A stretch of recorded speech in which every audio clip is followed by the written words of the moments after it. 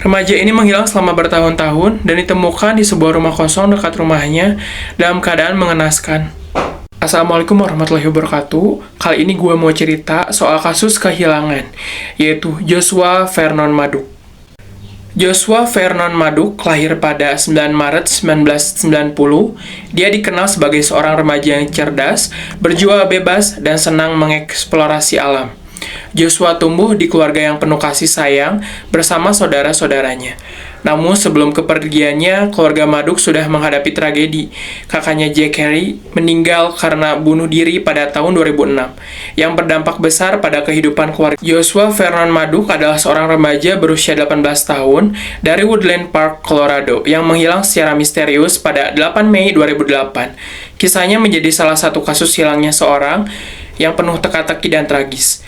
Dengan perkembangan yang mengejutkan bertahun-tahun kemudian, kronologi hilangnya Joshua. Pada hari hilangnya, Joshua meninggalkan rumah keluarganya untuk berjalan-jalan.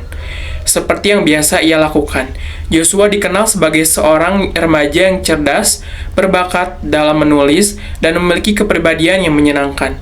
Ia meninggalkan rumahnya tanpa membawa barang-barang apapun, seperti ponsel atau dompet, yang dianggap wajar karena ia hanya pergi. Namun hari itu ia tidak kembali dan keluarganya mulai khawatir. Keluarganya mengira Joshua mungkin memutuskan untuk memulai hidup baru dan bepergian karena ia pernah menunjukkan ketertarikannya untuk menjalani kehidupan yang bebas dan berbeda. Setelah hilangnya Joshua, keluarganya melaporkan Joshua sebagai orang hilang setelah beberapa hari. Pihak berwenang dan keluarga mulai melakukan pencarian di sekitar Woodland Park, termasuk area hutan terdekat, tetapi tidak menemukan jejaknya. Pencarian tanpa hasil selama bertahun-tahun, tidak ada petunjuk tentang keberadaan Joshua. Keluarganya terus berharap dan menyebarkan informasi. Namun kasus ini tidak mengalami kemajuan. Lingkungan di sekitar Woodland Park juga tidak menunjukkan tanda-tanda aktivitas mencurigakan terkait Joshua. Temuan tragis pada Agustus 2015, 7 tahun setelah hilangnya Joshua, seorang kontraktor yang akan membongkar sebuah kabin tua yang kosong menemukan jasadnya di dalam cerobong asap.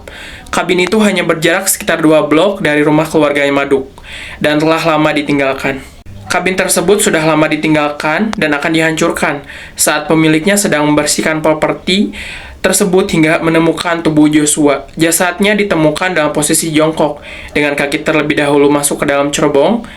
Ia hanya mengenakan pakaian dalam, tidak mengenakan baju dan celana, sementara pakaiannya ditemukan di dalam kabin dekat perapian. Tubuhnya sudah menjadi kerangka karena waktu yang lama, sehingga sulit menentukan waktu pasti kematiannya. Tidak ada tanda-tanda cedera traumatis atau bukti pembunuhan langsung. Kabin itu memiliki penutup logam berat di bagian atas cerobong, yang sulit dibuka dari luar. Kabin tersebut diketahui sering digunakan oleh para tunawisma dan individu yang mungkin terlibat dalam aktivitas kriminal. Awalnya polisi menyatakan bahwa kematian Joshua kemungkinan besar adalah kecelakaan. Mereka berspekulasi bahwa Joshua mungkin mencoba masuk ke dalam kabin melalui cerobong asap, tetapi terjebak. Namun banyak pihak yang meragukan penjelasan ini karena beberapa alasan. Beberapa teori menguak mengenai kematiannya. Ada yang bilang Joshua mencoba masuk ke kabin melalui cerobong asap dan terjebak.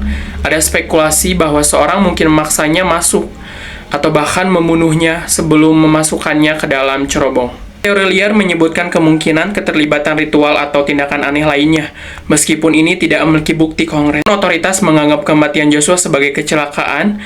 Keluarga dan sebagian masyarakat tetap skeptis. Kasus ini masih menjadi topik diskusi dan investigasi di kalangan penggemar misteri. Joshua Vernon Maddook dikenang sebagai seorang remaja yang berbakat, yang hidupnya berakhir secara tragis dan penuh misteri. Gue mau ngucapin terima kasih buat yang udah nonton video ini sampai akhir. Bagi yang suka boleh like, komen, dan jangan lupa subscribe dan aktifin lonceng notifikasinya. And see you the next video guys.